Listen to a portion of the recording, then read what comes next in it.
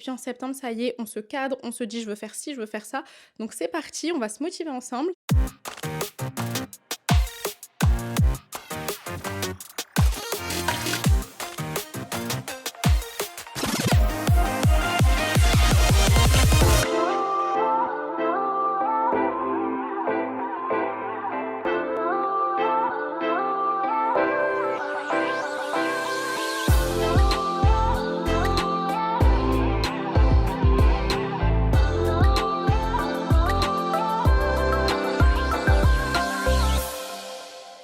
Hello à tous, j'espère que vous allez bien. Aujourd'hui, je vous retrouve avec une nouvelle vidéo qui va être une vidéo organisation, mais cette fois-ci personnelle. Ça y est, on a organisé tous les effets scolaires de nos enfants, on les a mis à l'école.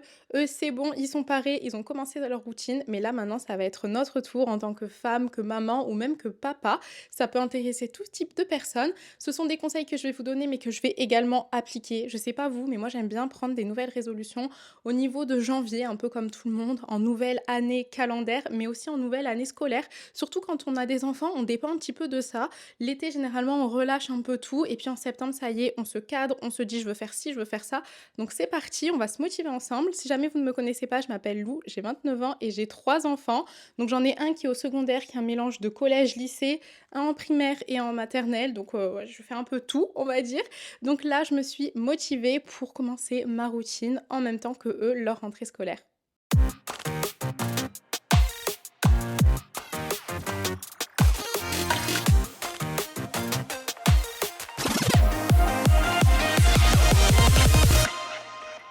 On se retrouve dans ma cuisine pour la première astuce. Ça, je vous en parle tout le temps, donc je pense que ce ne sera pas une nouveauté pour les personnes qui me suivent, mais si jamais vous êtes nouveau, faites-vous un planning familial. Alors moi, j'en ai un qui est très simple. Je pense qu'on ne peut pas faire plus simple que ça. C'est un simple planning que j'ai pris chez Dolorama. Si jamais, je vous mettrai quand même un lien en barre d'infos si ça vous intéresse. De Amazon France, vous avez à peu près le même pour une petite dizaine d'euros. Ce que j'aime énormément, moi, à la base, c'est censé être une semaine, mais je le fais au mois. Généralement, chaque mois fait 4 semaines ou des fois, ça déborde un tout petit peu. J'aime énormément avoir ce visu sur le mois entier. Vous avez vu, il y a certaines cases sur lesquelles j'ai mis des couleurs. Donc ça, c'est vraiment pour un repère visuel en vraiment vite fait. Sans avoir besoin de lire en entier tout ce que j'ai écrit, je vois avec la couleur ce que ça va être à peu près. Là, pour la rentrée, autant vous dire que j'en avais énormément besoin entre les rentrées progressives, les pré-rentrées, les vraies rentrées, etc. Si j'avais pas noté, je pense qu'on ne s'en serait pas sorti. Celles et ceux qui me connaissent depuis longtemps, vous savez qu'à chaque fois, j'oublie un truc. Et bien, dites-vous que même avec ça, j'ai réussi à presque oublié une réunion, c'était celle de Madi. Alors je sais pas si c'est eux qui m'avaient pas envoyé le mail ou c'est moi qui avais complètement zappé. Heureusement qu'ils ont envoyé un mail le matin, enfin c'était midi, pour dire rappel, ce soir nous avons une réunion, parce que sinon j'aurais complètement zappé. Et même en allant, j'ai oublié de prendre les affaires scolaires parce qu'il fallait les apporter du coup la veille, mais c'est pas grave, ils les avaient le jour de la rentrée, ça allait très bien. Mais vous voyez, même en ayant des plannings, des fois, on arrive à oublier parce qu'on a énormément de choses à penser, la charge mentale, etc. Donc pour moi, ça, c'est l'astuce ultime. Si vous ne le faites pas encore, commencez. Et si vous le faites et que, comme moi, vous avez un petit peu lâché pendant l'été, c'est le moment de reprendre.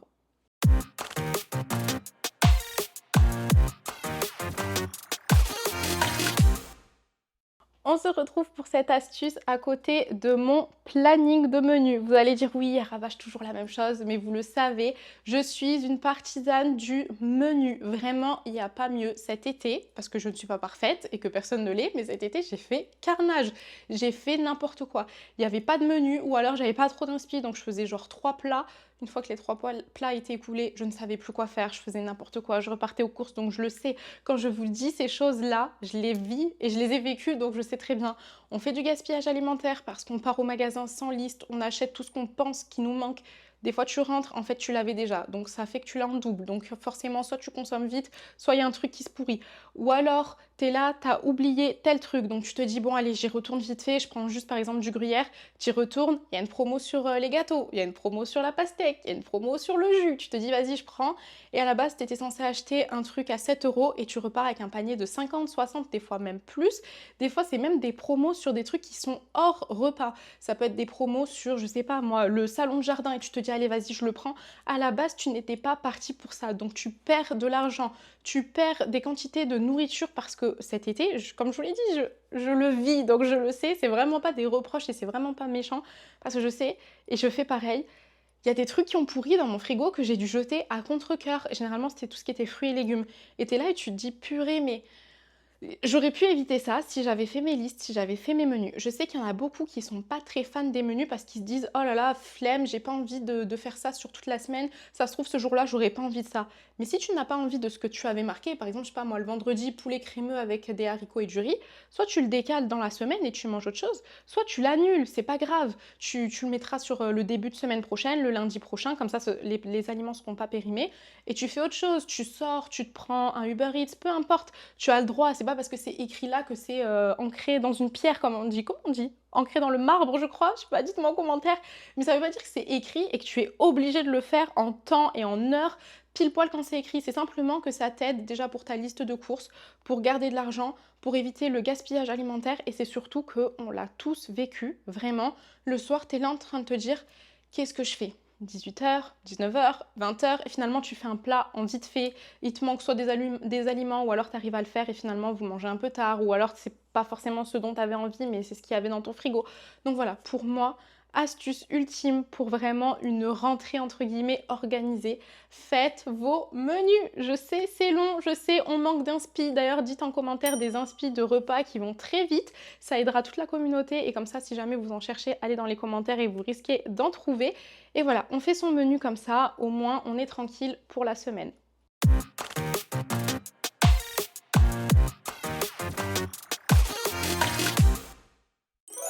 Pour ce troisième point, on va parler de budget. Ici, j'ai un petit planeur avec budget mensuel, mais cette fois-ci, on va pas parler du budget habituel dont je vous parle très souvent. D'ailleurs, dans ma dernière vidéo, le reset du mois de septembre, j'en avais parlé, on avait fait notre budget ensemble, etc. Là, on va aller un petit peu plus en profondeur. Donc, pas tout ce qui est charges fixes, loyer, etc. Là, on va parler plus des achats parce que on est dans une société de surconsommation. Hein, c'est pas moi qui vais vous l'apprendre. En plus, vous savez que j'aime trop acheter, clairement. Donc, c'est pas moi qui vais dire quelque chose là-dessus. Simplement, on achète énormément et des fois, on achète trop et on se dit, mais purée, mais on a dépensé autant d'argent et des fois, oui. Regardez juste vos relevés de compte, vous faites le calcul et vous regardez tout ce que vous avez dépensé. Le site là, Cdiscount, Ikea, je sais pas moi, Auchan, etc. Ça va trop, trop, trop, trop vite. Du coup, je voulais vous parler de eBay Club. C'est pas la première fois que je vous en parle, ça fait des années que c'est un service que j'utilise. C'est un service de cashback. Donc, ce qui vous permet de sauver de l'argent quand vous en dépensez. Ça va être très simple à expliquer. Vous faites un achat, vous recevez un cashback dessus. Le pourcentage, ça dépend vraiment de ce qui a été mis en partenariat entre eBay Club et le commerçant. Donc, ça peut aller de 1%, 4%, 15%. Vraiment, vous avez toutes les listes directement sur le site de eBay Club. Je vais vous en mettre quelques-uns ici. eBay Club, ils ont 5 services différents. Donc, vous avez le cashback en ligne, le cashback en magasin, le cashback en bon d'achat, le cashback en coupon et le cashback automatique. Le cashback en ligne, c'est très très simple. Vous allez sur le site de eBay Club, vous cherchez le marchand sur lequel vous voulez faire votre shopping, vous cliquez dessus et le cashback va se mettre automatiquement. Donc après, ça dépend de certains marchands et des accords qu'ils ont eu avec eBay Club. Les pourcentages peuvent varier. Vous faites votre achat et le cashback arrive directement dans votre cagnotte eBay Club. Le cashback en bon d'achat, c'est très très simple. Vous achetez des bons d'achat, vous avez une réduction dessus et vous allez pouvoir les utiliser directement chez les marchands et le cashback en ligne est aussi cumulable. Le cashback en magasin, c'est le même principe que celui qui est en ligne, sauf que vous allez en magasin. Donc ça, c'est simplement avec les magasins partenaires et vous pouvez utiliser l'application eBay Club pour pouvoir en bénéficier. Toujours avec l'application, vous avez le cashback en coupon et ça, c'est plus pour économiser sur vos courses, donc les courses alimentaires, etc. Et enfin, le cashback automatique, c'est quand vous associez votre compte bancaire à eBay Club et du coup, en fonction des achats que vous allez faire avec votre carte bancaire, le cashback va se faire automatiquement. Le cashback, c'est très simple. En fait, c'est un pourcentage qui vous est redonné dans un achat que vous faites. Par exemple, si vous faites un achat de 100 € et qu'on vous dit qu'avec ce marchand-là, vous avez 6% de cashback. Donc simplement, vous payez 100 € sur ce site-là et vous gagnez 6 € en cashback sur votre cagnotte eBay Club. Sachez que c'est un service 100% gratuit et à l'inscription, vous gagnez automatiquement 3 €. Mais avec mon lien, vous allez pouvoir gagner 6 €. Je vous remets tout en barre de description et juste ici, je vous mets un petit petit QR code. Si vous passez par ce lien, comme je vous l'ai dit, vous allez gagner directement 6 euros. Et en fait, à partir du moment où vous avez 10 euros sur votre cagnotte, vous pouvez les récupérer. Donc en gros, il vous manquera plus que 4 euros pour pouvoir avoir vos 10 premiers euros et pouvoir les retirer. Je vais vous mettre des petites captures parce que moi, ça fait plusieurs années que je suis chez eux. Je vous en avais déjà parlé, même hors partenariat. Et vous étiez toutes choquées en fait des prix que je pouvais avoir. Mais comme je vous ai dit, ça va vite en fait. Un petit peu par-ci, un petit peu par-là, des petits pourcentages. Au final, on monte très vite. Et à partir de 10 euros, vous pouvez retirer votre argent soit en chèque cadeau Amazon, soit sur PayPal, soit par virement bancaire, ou alors vous avez la possibilité d'utiliser votre solde pour acheter des bons d'achat. Et en plus de gagner de l'argent avec nos achats, de pouvoir acheter des bons d'achat et aussi avoir du cashback, vous avez une nouveauté chez eBay Club qui est la réponse au sondage. Vous êtes payé pour répondre à des sondages, donc ça peut faire augmenter votre cagnotte encore plus vite. Franchement, je trouve ça top. Donc comme je vous disais, là on va pas parler de budget vraiment à l'état pur, aller combien je paye en loyer, en électricité, etc. Là c'est plus un budget d'achat. Comme je vous ai dit, à la fin d'année qui approche, on sait tous qu'on va énormément dépenser, que ce soit dans les courses, dans les cadeaux, dans les vêtements, etc. Donc si on peut retrouver un petit peu de l'argent qu'on a dépensé, c'est pas plus mal. Et avec la réponse au sondage, ça nous permet de ne rien dépenser, mais de quand même gagner de l'argent. Donc pour le cashback en ligne, comme je vous disais, vous allez sur le site du marchand partenaire, vous activez votre cashback, vous faites votre achat et le cashback va être mis directement sur votre cagnotte. Il y a un petit temps d'attente et ensuite il sera disponible. C'est hyper simple. Et vous avez aussi la possibilité de cumuler. Donc par exemple, j'ai un casque de 200 euros que je vais acheter à la Fnac. J'achète un bon d'achat de 200 euros, du coup j'ai 3% de cashback, je récupère 6 euros. Ensuite, je vais sur le site de la Fnac qui propose en ce moment 4,5% de cashback. Je paye avec mon bon d'achat les 200 euros et je récupère 9 euros. Donc en tout, j'ai économisé 15 euros. Donc c'est ce qui est bien, on peut cumuler les cashbacks en ligne et les cashbacks en bon d'achat. Et comme vous l'avez compris, les cashbacks en bon d'achat, c'est qu'en fait, vous achetez vos bons d'achat et vous avez un cashback dessus. Donc quand vous faites un achat, au lieu, comme je vous l'ai dit, pour 200 euros, de payer directement avec votre carte bleue les 200 euros et d'avoir le cashback sur l'achat simplement de ce que vous avez fait, vous achetez un bon d'achat de 200 euros, vous avez le cashback dessus et ensuite vous pouvez faire vos achats et c'est cumulable. Donc en ce moment, par exemple, pour les bons d'achat, vous avez Auchan 3%, Carrefour 3,6%, Airbnb 4%, Zalando 9%, Ikea 3%, Sephora 6%, Nike 4%, etc. Je vous invite à aller regarder directement sur le site pour voir les pourcentages et pour voir ce qui vous intéresserait. Mais je trouve ça bien parce qu'en fait, les pourcentages sont quand même assez hauts et en les achetant directement sur les bons d'achat, c'est top. Et sachez qu'après, les bons d'achat, ça peut être autant pour vous que vous pouvez offrir aussi.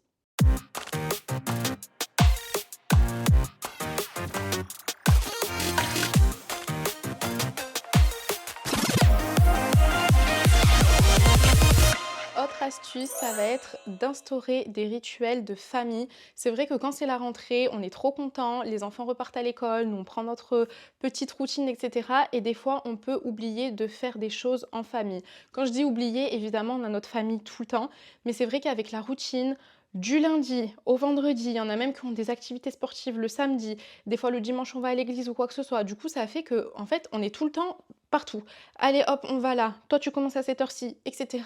Et en fait, les seuls moments qu'on a de libre, on se dit bon on va juste se reposer. Généralement, on va pas mentir, on se dit on regarde la télé, on regarde le téléphone. Mais en fait, c'est important d'instaurer, alors pas forcément tous les week-ends ou tous les mercredis, mais au moins 1 à 2 fois par mois, de se dire écoutez, c'est prévu, on se fait une soirée famille, même si c'est une soirée très simple, on joue juste au Uno, ou même une soirée en extérieur où on va manger au resto. On n'est pas obligé de faire des trucs aussi qui soient payants. On peut aller faire une balade en forêt, etc. Peu importe, mais je pense que c'est bien de se l'instaurer. Je sais pas chez vous, mais en tout cas, je sais que chez nous, ça marche beaucoup quand c'est, j'allais dire obligatoire. C'est un mot qui est très dur, dit comme ça, on a l'impression qu'on force, etc. C'est pas ça.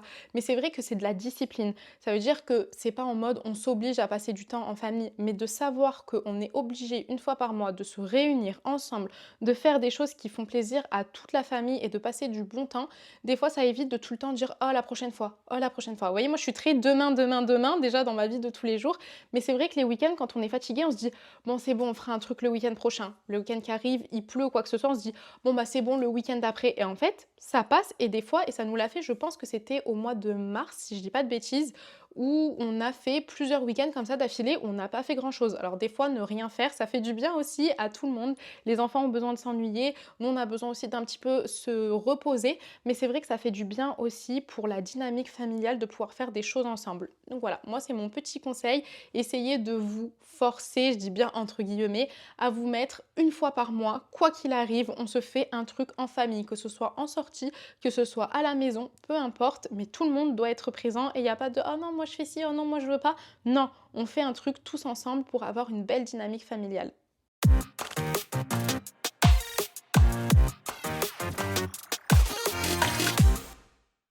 En autre astuce, alors je suis dans ma salle de bain, j'espère que ça va pas trop résonner, je suis désolée, mais je voulais absolument être ici pour parler de ce sujet, c'est prendre soin de soi. Je pense que tous et toutes pendant l'été, on a pris soin de soi en mode on se repose, etc. Mais maintenant que ça y est, on est dans une routine, il faut aussi avoir une routine soin. Ça veut pas forcément dire je dois faire une super skincare, je dois faire une super routine cheveux, etc. C'est pas dans ce sens-là. C'est vraiment prendre soin de soi, savoir s'accorder du temps, savoir dire bon, allez, aujourd'hui c'est mon jour ou c'est ma demi-journée, ma matinée ou mon après-midi où je fais par exemple mes ongles, mes cils, le coiffeur, peu importe, mais quelque chose qui vraiment est pour vous et vous fait du bien. Alors déjà physiquement, mais aussi au fond de vous, un massage, un spa, peu importe, un bain chaud. C'est pas obligé que ce soit quelque chose de payant, encore une fois, mais un moment pour vous, pour prendre soin de vous et surtout juste décompresser. Il n'y a pas de cris dans vos oreilles, il n'y a pas à penser oh le planning, le ci, le je sais pas quoi. Non, juste zen. Vous voyez le genre l'émoticône en mode il y a de la buée derrière, la serviette dans les cheveux, etc. C'est exactement ça. On prend du temps pour soi, où on ne pense à rien, on ne calcule rien, on ne prévoit rien, juste on prend soin de nous. Et en prenant soin de nous, déjà on est beaucoup plus détendu, donc ça c'est bien. Et même ça fait du bien extérieurement, ça se ressent en fait une personne qui prend soin d'elle, qui prend du temps en fait pour elle. Comme je vous ai dit, c'est pas forcément physique en mode oh j'ai des trop beaux ongles, j'ai des trop beaux cils, etc. C'est juste que ça se ressent. La personne est zen, elle est beaucoup plus détendue. On voit même sans maquillage que sa peau elle est hydratée, qu'elle est bien, elle n'est pas forcément toute cernée, toute terne, etc. Donc ça se voit autant au niveau du physique, mais je pense que vous allez le sentir aussi au niveau de l'intérieur. Vous allez vous sentir mieux et plus apaisé.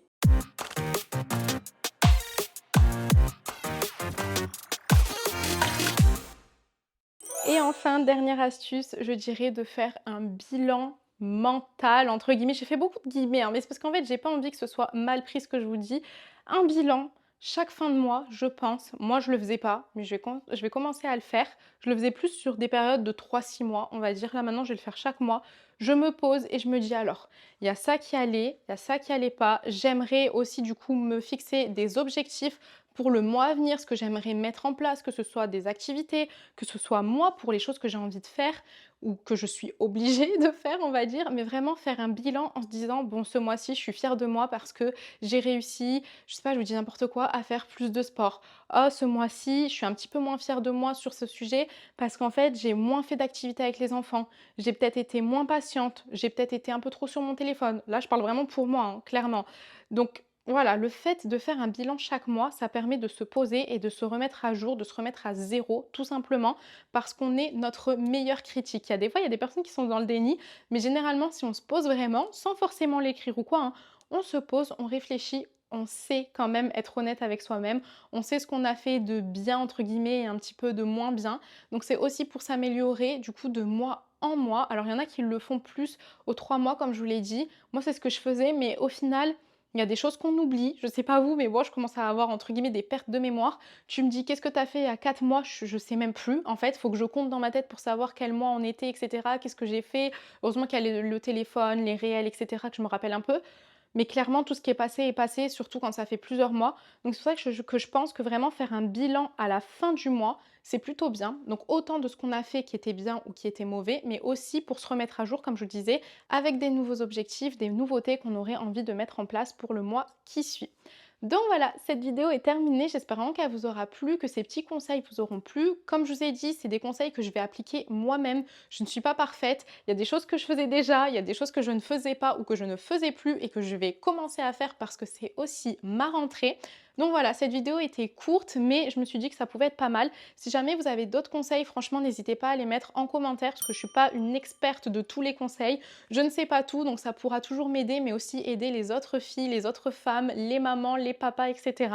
Si jamais vous avez aimé cette vidéo, n'hésitez pas à la partager, à la liker, à la commenter. Si vous êtes resté jusqu'à la fin, bah, vous allez me donner un conseil qui vous a le plus plu ou celui que vous allez mettre en place et que vous ne faisiez pas. Ou alors, si jamais j'en ai oublié un qui est pour vous essentiel, ben, n'hésitez pas. Comme je vous ai dit, vu que j'étais en partenariat avec eBay Club, en passant par mon lien, vous gagnez 6 € directement à l'inscription à la place de 3. Je vous remets, comme je vous l'ai dit, le lien directement dans la description. Juste ici, le petit QR code pour que ce soit plus facile à flasher si jamais vous regardez cette vidéo sur votre téléviseur. Et en attendant la prochaine vidéo, je vous fais plein de bisous.